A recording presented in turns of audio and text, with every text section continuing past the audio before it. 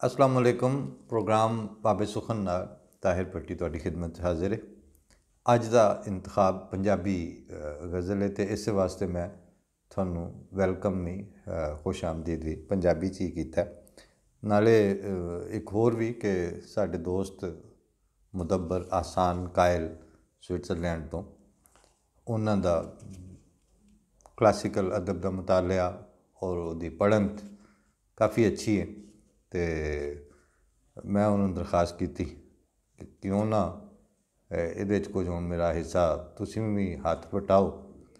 तो वो नाल नाल हुण मेरे उर्दू दियाँ चीज़ां ज़्यादातर मुदब्बर आसान साहब पेश करन करे तो उन्हें उस सैगमेंट से तुहाडे तकरीबन रोज़ाना के जोड़े प्रेजेंटर ने ज़्यादातर बाबे सुखन दे वो मुदब्बर आसान साहब हो गए।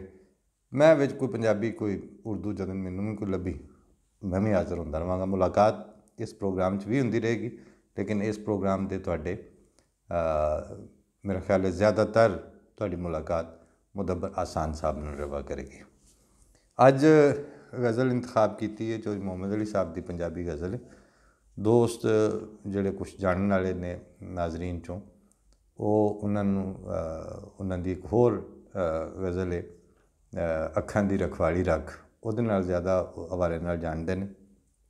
मैं जान बुझ के उहदा इंतखाब करने की बजाय पहला ए पेश कर रहा इंतखाब उन्होंने कि गज़ल दे विच कितनी गुंजाइश होंदी है कि अगर बंदा साहिब नज़र और साहिब इल्म होवे तो वह किसी भी जुबान जदों उतरता है और अपना ख्याल और एहसास लैके आउंदा है तो वह पहला तो एक मौजूद सादा मजमून नूं कित्थों चुक के कित्थे तक लै जांदा है।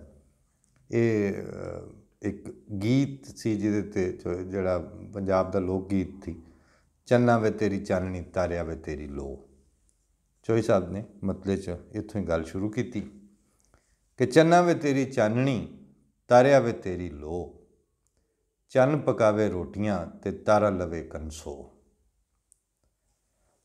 असी साए शिगर दोपहर दे सानू कंधां लिया लुको सानू यार ने जिथे आख्या असी उत्थे रह खलो। असी साए शिगर दोपहर दे सानू कंधां लिया लुको सानू यार ने जिथे आख्या असी उत्थे रह खलो।